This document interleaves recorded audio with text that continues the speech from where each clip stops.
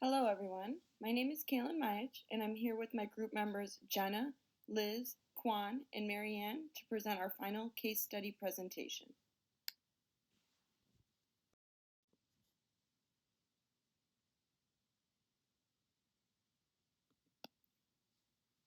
The setting for our case study took place on a med-surg unit at Middletown General Hospital. This was a community hospital with 280 beds. It was located in South Bend, Indiana. They were very financially stable and consistently ranked one of the top 10 in the state.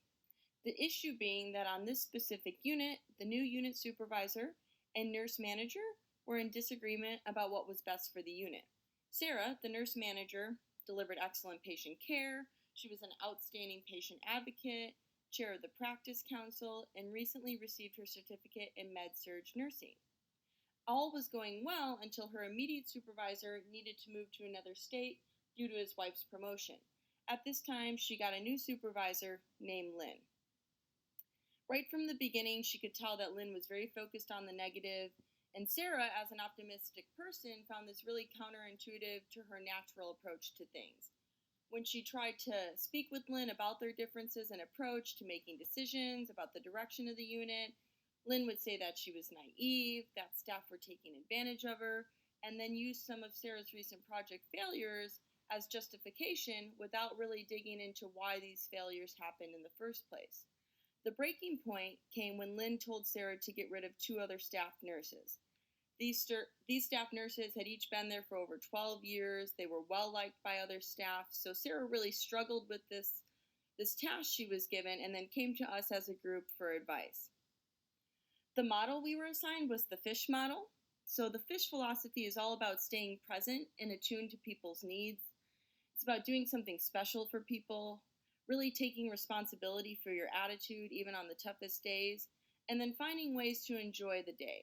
It's all about being there with your patients, taking time to get down to eye level with them, communicate, spend some time with them, making sure you're playing a little bit throughout the day, having some fun, and then really making your coworkers' day as well, letting them know when they've helped you out or they've done something to positively impact your day. Overall, it's just about being there, being present, and making sure you have the best attitude possible. So specifically, at Middletown General and on this unit, we're really hoping that from this place of positivity, staff can strategize and find ways to constructively voice their objections regarding issues that they think are negatively affecting team morale and patient outcomes. And then hopefully, strides made by this unit will influence and affect the culture of the entire organization at large.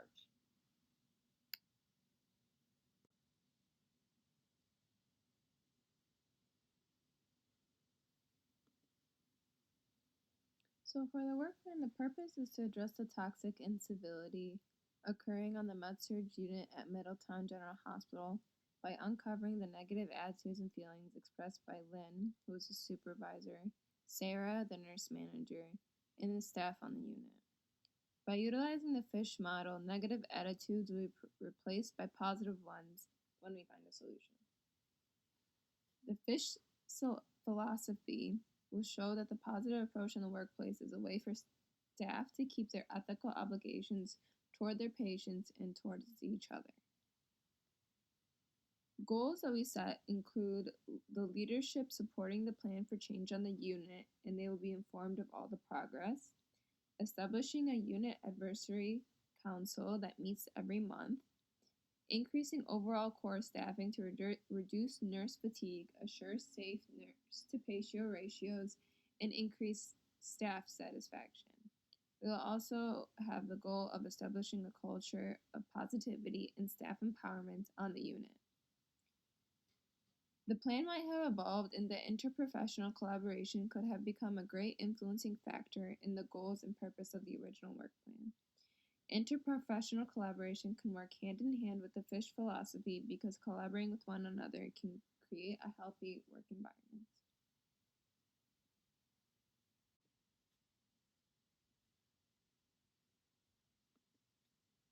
Outcomes. The Med-Surg unit at Middleton General Hospital has made large strides since the adoption of the FISH philosophy. The leadership at Middleton General has taken the approach of accountability to facilitate positive team member engagement. The director of the Med-Surg department meets weekly with Lynn and Sarah. Sarah was in need of clear communication between herself and Lynn. The director became this neutral third party, which helped Sarah get clarification of her job responsibilities and expectations. A month after the implementation of these meetings, evidence-based practices have been put into place to improve team member engagement. Lynn and Sarah round with each other daily to monitor progress and reconcile concerns in the moment if needed. Sarah was able to push out surveys to the staff to get their feedback, and upon results of the initial survey and follow-up surveys, there has been significant increases in team member engagement. The shout-out board, which is updated monthly, has improved morale, fostered a culture of mutual respect, and it gives Lynn the evidence of unit success.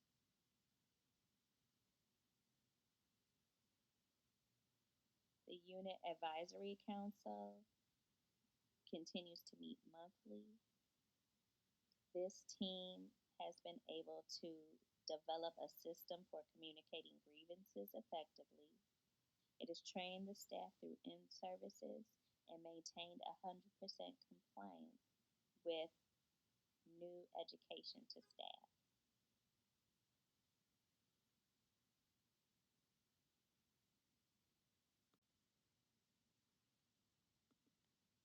Current staffing ratio guidelines were researched and found. This data persuaded the leadership to recruit new hires to fill needed positions.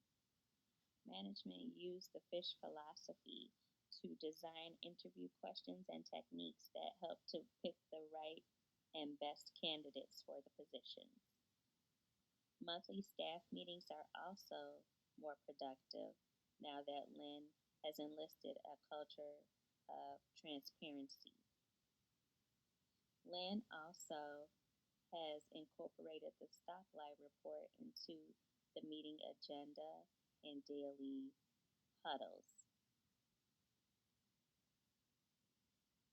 Hospital leaders have incorporated and identified key individuals to develop an interprofessional collaboration team. This team has participation of all disciplines. They received their education, which included training at off-site facilities. This training was completed. They brought an updated staff and implemented education on the unit, instituting this new model of care. After completing education, units began to collaborate with similar units to improve patient outcomes hospital-wide. Within 3 months, the IPC teams throughout the hospital are able to trend data that show positive outcomes in patient care and team member engagement.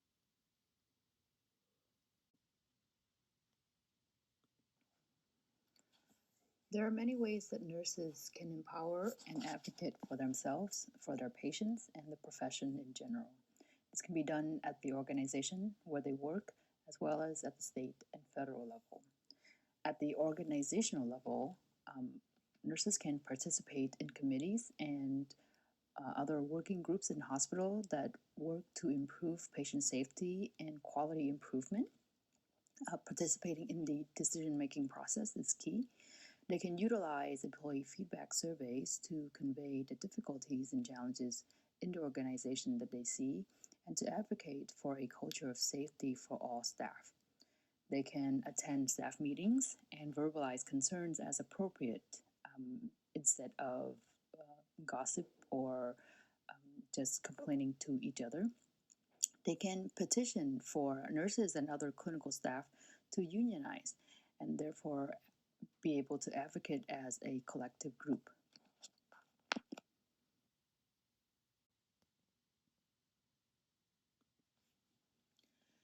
Nurses can also advocate by joining professional organizations like the American Nurses Association, the National League for Nursing, or the International Council of Nurses to keep current with professional practice issues and advocacy information.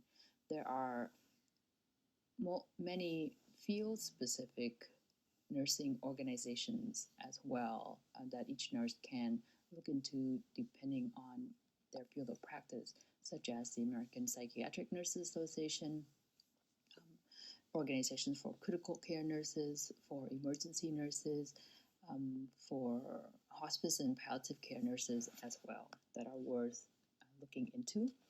If a nurse is a user of social media, they can connect with professional organizations via those platforms like Facebook, Twitter, and or other discussion forums. They can also keep current of clinical skills and knowledge via professional development and continuing education. And that's a vital part of being an advocate for yourself.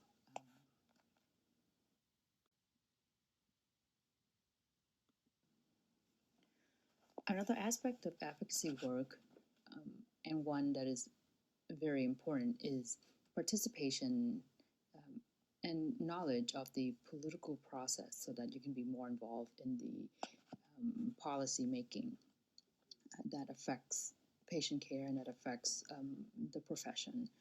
The ANA, the American Nurses Association, has toolkits designed to help nurses in this kind of work. It has templates for you to call or write to your state representative. So this involves knowing who your state representatives are, knowing who your legislators are for your state.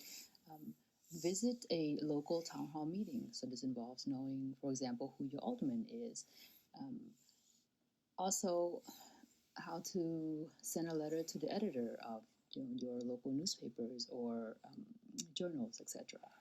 You can also stay abreast of issues important to you, such as safe nurse-to-patient ratios, workplace violence, etc. And know the process and what bills affect nursing and patient care that are currently happening at the state and federal level. The ANA's State Government Affairs Program has tracks these state legislations. You can look these up by state.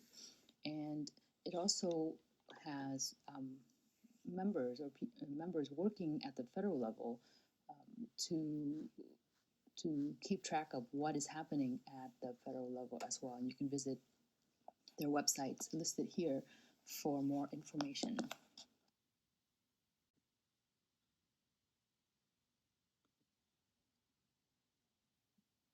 Next steps. Maintenance of implemented interventions will be key. Unit Advisory Council will remain active on a bi-weekly basis with set calendar dates so that meetings may have increased attendance. A selected person or team should maintain the shout-out board so that each month has up-to-date encouragements for the team, potentially including quotations from patients from HCAP surveys as well. Core staffing should be maintained. Agency and travel nurses only pose a temporary solution.